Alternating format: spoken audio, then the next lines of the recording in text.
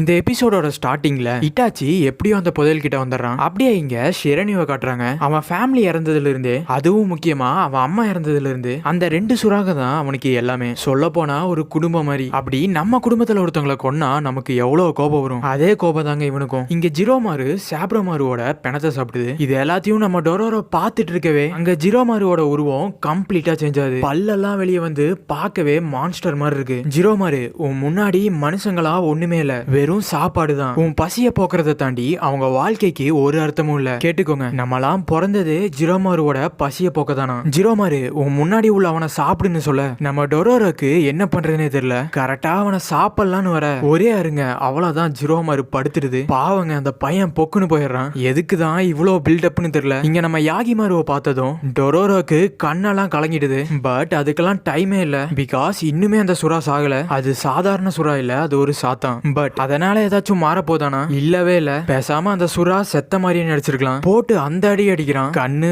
வாய் குடல்னு ஒண்ணு விடல.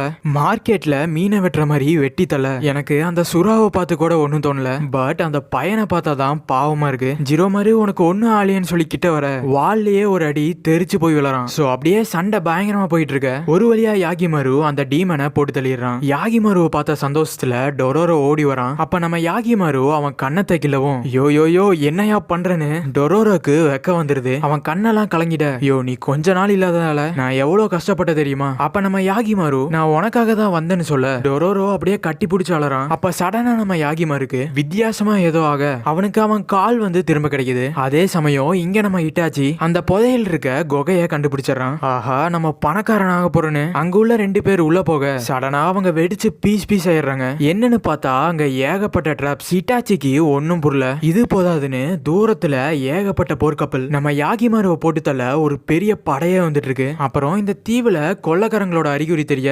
யாகிமாருவோட சேர்த்து அத்தனை பேர்த்தையும் போட்டு தள்ள சொல்றான். இங்க இட்டாச்சிக்கு மண்டைய வெடிச்சிரும் போல. இவங்களும் அந்த புதையில தேடிதான் வராங்களான்னு ஒன்னும் புரியல. அப்ப சடனா அம்பு மலை புலிய தெரிச்சு ஓடுறான். இங்க யாகிமாருவும் டொரோரோவும் கையில கிடைக்கிறத வச்சு சில சோல்ஜர்ஸ நாக் டவுன் பண்றாங்க. அப்படியே கீழே வந்து ஷிரணியும். ஆமாங்க, இன்னுமே இவன் கதை முடியல. முதல்ல சாப்ரோமாரு, இப்போ ஜிரோமாரு. பயபுல மனசுடைஞ்சு போயிடுறான். கொஞ்ச நேரம் பொறுத்துக்கோ, உன்னை கொன்னவங்கள சும்மா விட மாட்டேன்னு சபதம் எடுக்கிறான். அப்படியே இங்க டொரோரோவை காட்டுறாங்க. திருமண பக்கம்லாம் சோல்ஜர்ஸா இருக்க. அங்க சுத்தி இங்க சுத்தி கடைசியா இட்டாச்சியா பாக்குறான். ஹே டொரோரோ, ஒன்னும் கவலைப்படாத, புதையலினும் அங்கேயே தான் இருக்கு. உங்க அப்பா சாதாரண ஆளே இல்ல.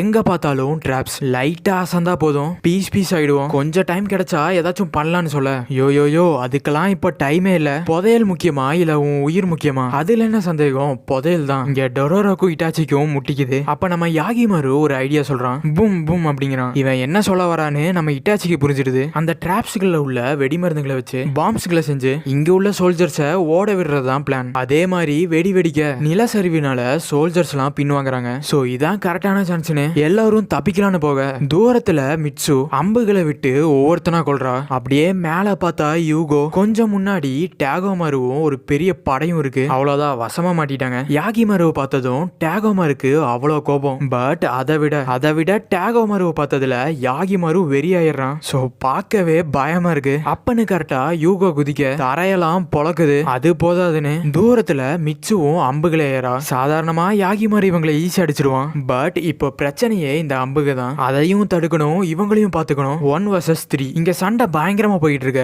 இந்த கேப்பை யூஸ் பண்ணி டொரோரோவை தூக்கிட்டு இட்டாச்சி தப்பிச்சிடறான். இங்க டேகோமாருவும் யூகோவும் ஆடி போயிடுறாங்க. ஒருத்தனை கொல்ல இன்னும் எத்தனை பேர் தான் வேணும்? ஒரு கண்ணு தெரியாதவனுக்கு இவ்வளோ பவரா? இங்க யாகிமாருக்கு ஒரே கேள்விதான், ஏன் என்ன கொல்லணும்? இப்படி என்ன நான் பாவம் பண்ணிட்டேன்? அப்போ மிச்சு ஒன்னு சொல்லுவா, யாகிமாரு, நீ பிறந்ததே ஒரு பாவம் தான். நீ பிறந்த அப்பவே இறந்திருக்கணும்.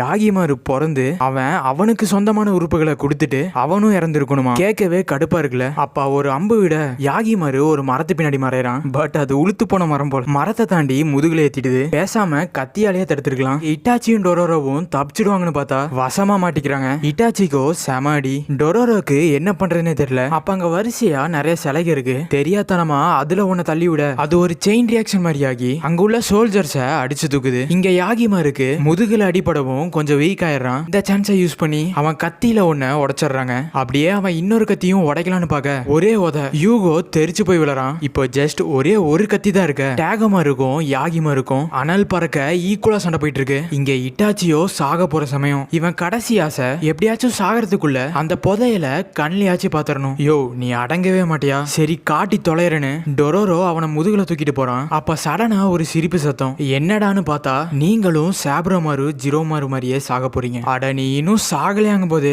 அவன் அங்க உள்ள மொத்த வெடியும் பத்த வச்சிடறான். இட்டாச்சி நம்ம டொரோரோவை கவர் பண்ணிக்க அங்க ஒரு பெரிய நிலச்சரிவு. இங்க சண்டை போட்டுட்டு இருந்தவங்களாம் தெரிச்சு ஓடுறாங்க. அங்க உள்ள சோல்ஜர்ஸ் எல்லாம் மண்ணுக்கடியில புதஞ்சு போயிட டேகமாருவும் மிச்சுவும் எப்படியோ தப்பிச்சிடறாங்க. பட் யூகோக்கு செம அடி. இப்ப வேற வழியே இல்ல, பின்வாங்கிதான் ஆகணும். இங்க நம்ம யாகிமாருவும் எப்படியோ தப்பிச்சு டொரோரோவை தேட அப்படியே டொரோரோவையும் இட்டாச்சியும் காட்டுறாங்க. முழிச்சு பார்த்தா ஒரு குகை. இட்டாச்சியும் கண் விழிச்சு பாக்குறான். பார்த்தா கண்ணு முன்னாடி அவ்வளோ காசு. இட்டாச்சிக்கு சந்தோஷம் தாங்கல. அதை தொடலான்னு போக அங்கேயே இறந்து போறான். கரெக்டா யாகிமாருவும் வர இட்டாச்சிய அடக்கம் பண்றாங்க. இனி அவன் அவ்வளவுதான். இங்க நம்ம டொரோரோக்கு அவ்வளோ பணத்தை வச்சு என்ன பண்றதுன்னு தெரியல. அவங்க அப்பாவோட ஆசை என்னவா இருக்குன்னு டொரோரோக்கு ஒரு ஐடியா இல்ல. சோ அதை கண்டுபிடிக்கிற வர இந்த பணம் எனக்கு வேணான்னு அங்கேயே விட்டுட்டு போறான். ரொம்ப நல்லவன்ல அதான் இல்ல பயபுல கொஞ்சம் பாக்கெட்ல அள்ளி போட்டுட்டு தான் போறான். சோ அப்படியே இவங்க பயணம் தொடங்க இந்த எபிசோட் இங்க முடியுது. இந்த வீடியோ எப்படி இருந்துச்சுன்னு சொல்லி மறக்காம கமெண்ட் பண்ணுங்க. அப்படியே நெக்ஸ்ட் பார்ட்டுக்கு நம்ம சேனலை சப்ஸ்கிரைப் பண்ணிக்கோங்க.